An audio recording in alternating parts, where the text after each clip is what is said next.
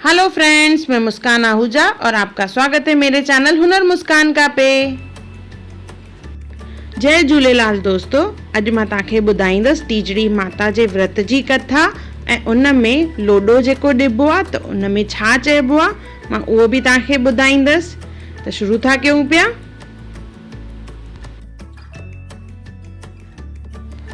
टीजड़ीअ जे विर्त में सुहागणियूं ऐं नानियूं मेहंदी हणंदियूं आहिनि। सुबुह जो असुर करे उन में मिठो ज़रूरु खाइणो आहे। ज़्यादा करके सभु रेबड़ी खाईंदा आहिनि ऐं मुसाग जो इस्तेमालु ज़रूरु करणो आहे।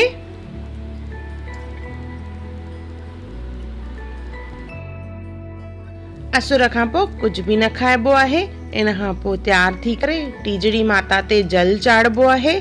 जल में पाणी, कचो खीर ऐं खंडु विझबी आहे ऐं टीजड़ी माता ते जल चाढ़े उनखे लोॾो ॾिबो आहे, यानी झुलाइबो आहे, जंहिंमें चइबो आहे टीजड़ी माता हिंदोड़े लोॾे, राणी पुॼे राज सां, असीं पुॼूं सुहाग भाग सां।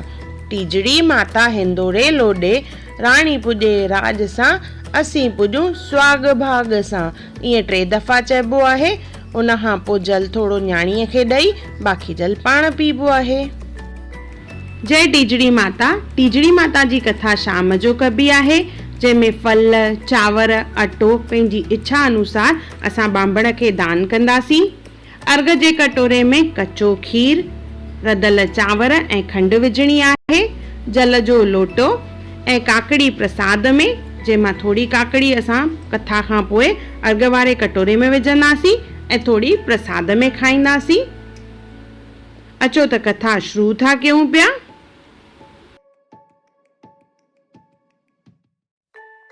असुल वॾी कथा टीजड़ीअ जी। कंहिं समय जी ॻाल्हि आहे त हिकु शहर में लक्ष्मी चंद नाले विद्वान ऐं दानी पुरुष रहंदो हो। हिन खे 2 पुट ऐं हिकु धीअ हुई। निहायत सुखी हो। हिन पंहिंजे धीअ रूपवंतीअ जी शादी हिकु ॿिए देश कराए छॾी। हिन जा 2 पुट अञा नंढा हुआ। हिकु ॾींहुं पंडित घुराए हिन यज्ञ कराइण लाइ मुहूर्त कढायो। पोइ पंहिंजे 2 पुटनि खे पंहिंजे भेण खे वठी अचण लाइ मोकिलियाईं।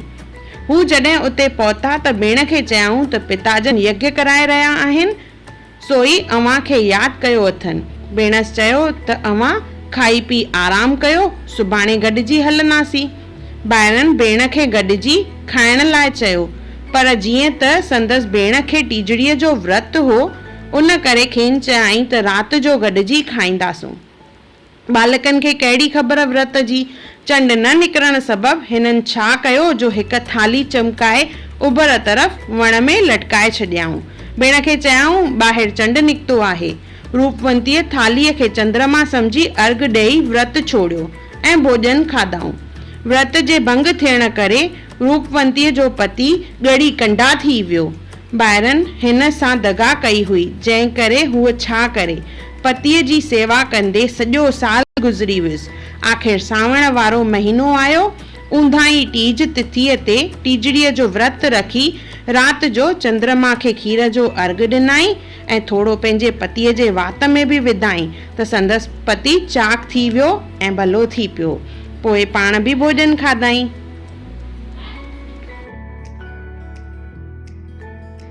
ॾिसो, टीजड़ीअ जे व्रत रखण जे करे हुन जो पति हिकदमि चाक चङो भलो थी पियो। त जेको बि प्रेमी सचे निश्चय सां टीजड़ीअ जो व्रत रखी हीअ कथा प्रेम सां पढ़ंदो या ॿियनि खे ॿुधाईंदो त उन जा सभई मनोरथ सिद्ध थींदा। बोलो टीजड़ी माता की जय।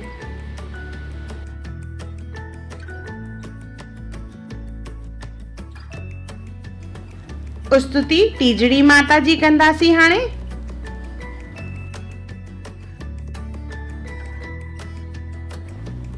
तीज सावण जी पख उंदा हो, विर्त टीजड़ीअ वारो, जेको रखंदो मनुष्य सुभाॻो, थींदो सो बारो। हिक माईअ दोखे में फासी व्रत जो भंग कयो हो, संदसि पति बीमार बणियो, ॼण सुकी वियो सा। तीज सावण जी पख उंदा हो, व्रत टीजड़ीअ वारो, जेको रखंदो मनुष्य सुभाॻो, थींदो सो बारो। वरी ज़िंद ॿिए साल इहो ते साल में व्रत रखी आई, बचल खीर जो अर्घ पीआरे मुड़स कयाई मतारो। टीज सावण जी पख उंदा हो व्रत टीजड़ीअ वारो। जेको रखंदो मनुष्य सुभागो थींदो सो सो बारो। अन धन ॾींदड़ कष्ट कटींदड़ माता टीजड़ी आहे। भेनर भाउर व्रत रखे सो पंहिंजो कयो सुधारो। टीज सावण जी पख उंदा हो व्रत टीजड़ीअ वारो। जेको रखंदो मनुष्य सुभागो थींदो सो सो बारो। उन व्रत जो महिमा जो हित बुझा जिक्र कयां मां छा। सब मनोरथ पूरा थींदा लहंदो मन जो मुंजारो। टीज सावण जी पख उंदा हो व्रत टीजड़ीअ वारो। जेको रखंदो मनुष्य सुभागो थींदो सो सो बारो। बोलो टीजड़ी माता की जय।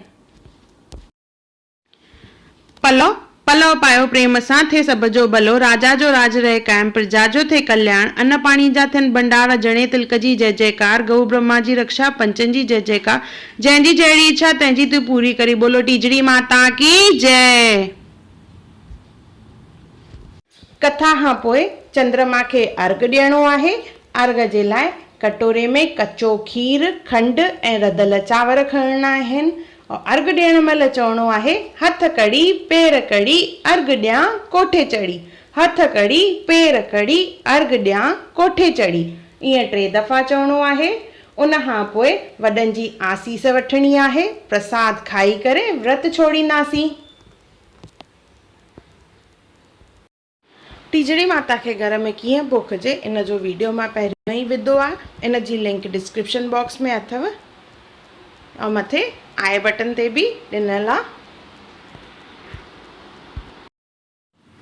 अगर आपको मेरी वीडियोस पसंद आए तो उसे लाइक करें, मेरे चैनल को सब्सक्राइब करें, इंस्टाग्राम पे ज़रूर फॉलो करें और मेरी वीडियोस को ज़्यादा से ज़्यादा शेयर करें।